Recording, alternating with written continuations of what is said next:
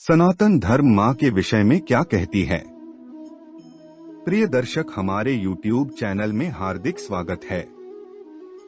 ईश कृपा बिन गुरु नहीं, गुरु बिना नहीं ज्ञान, ज्ञान बिना आत्मा नहीं, मातृ बिना नहीं प्राण। संपूर्ण संसार की जननी है माँ स्वरूपा। यदि नारी इस संसार में नहीं होती तो भगवान भी सोचने पर विवश हो जाते कि इस संसार की रचना कैसे की जाए। भगवान ने नारी को बना और उसे वात्सल्य शक्ति से आपूरित कर संपूर्ण संसार को एक सूत्र में बांधकर प्रेम, स्नेह, आत्मीयता का बोध कराया। जीवात्मा जब संसार में नवजात रूप में आता है तब उसका प्रथम नाता माँ से ही जुड़ा होता है।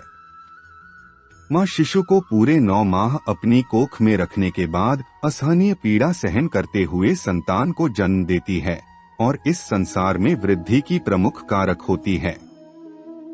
इन 9 महीनों में शिशु और माँ के बीच एक अदृश्य प्यार भरा गहरा नाता जुड़ जाता है। यह नाता शिशु के जन्म के पश्चात साकार रूप लेता है और जीवन पर्यंत बना रहता है। माँ और बच्चे का रिश्ता इतना प्रगाढ़ और प्रेम से भरा होता है कि बच्चे को जरा सी तकलीफ होने पर भी माँ परेशान हो उठती है। इसीलिए ही ममता और स्नेह के रिश्ते को पावनतम कहा गया है। माँ सदा अपने संतान के लिए एक सुरक्षा कवच होती है, क्योंकि वह संतान को सुज्ञान व चेतना निरंतर प्रदान करती है। माँ और बच्चे का स्नेह और प्यार कोई और कभी नहीं समझ सकता। देवताओं ने भी माँ को सर्वोपरि और पूजनीय कहा है। एक बार की बात है, सभी देवता बहुत मुश्किल में थे। सभी देवगण भगवान की शरण में अपनी समस्या लेकर गए। उस समय भगवान शिव के साथ भगवान गणेश और कार्तिकेय भी बैठे थे। देवताओं की मुश्किल को देखकर भगवान शिव ने गणेश और कार्तिकेय से उनकी सहायता मांगी और एक प्रतियोगिता करवाई, जिसके अनुसार जो सबसे पहले पृथ्वी की परिक्रमा करेगा वही देवताओं की मुश्किलों को दूर करेगा। कार्तिकेय तो अपना वाहन लेकर निकल गए पृथ्वी की परिक्रमा करने, पर भगवान गणेश अपने पिता शिव और माता पार्वती के पास गए और उनकी साथ परिक्रमा करने लगे। तब उनसे उनकी माँ पार्वती ने पूछा कि पुत्र, तुमने ऐसा क्यों किया। भगवान गणेश ने कहा कि माता पिता में ही पूरा संसार होता है, जो संपूर्ण पृथ्वी से विशाल है। मेरा तो पूरा संसार ही आप दोनों के चरणों में है। इस प्रकार यह स्पष्ट होता है कि देव शक्तियां भी अपने माता पिता को सर्वोपरि मानते हैं, उनका सम्मान आदर श्रद्धा पूर्वक करते थे। जीवन की पहली पाठशाला माँ के संरक्षण में ही प्रारंभ होती है।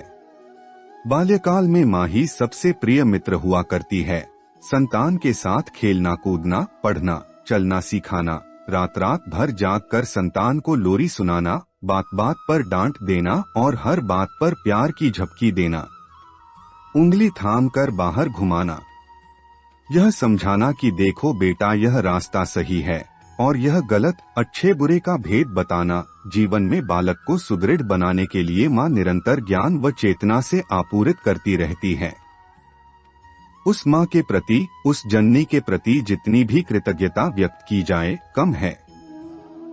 माँ ईश्वर का अनमोल रूप है, जिसका संसार में कोई मोल नहीं। माँ की कृतज्ञता के प्रति केवल नतमस्तक हो सकते हैं। स्वामी विवेकानंद जी से एक जिज्ञासु ने प्रश्न किया कि माँ की महिमा ही संसार में क्यों गाई जाती है। स्वामी जी मुस्कुराए, उस व्यक्ति से बोले, 5 सेर वजन का एक पत्थर ले आओ। जब व्यक्ति पत्थर ले आया तो स्वामी जी ने उससे कहा, अब इस पत्थर को किसी कपड़े में लपेटकर अपने पेट पर बांध लो और 24 घंटे बाद मेरे पास आओ तो मैं तुम्हारे प्रश्न का उत्तर दूंगा।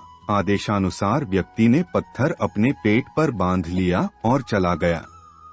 पत्थर बांधे हुए दिन भर वो अपना काम करता रहा, किंतु हर क्षण उसे परेशानी और थकान महसूस हुई। शाम होते होते पत्थर का बोझ संभाले हुए चलना फिरना उसके लिए असहनीय हो गया।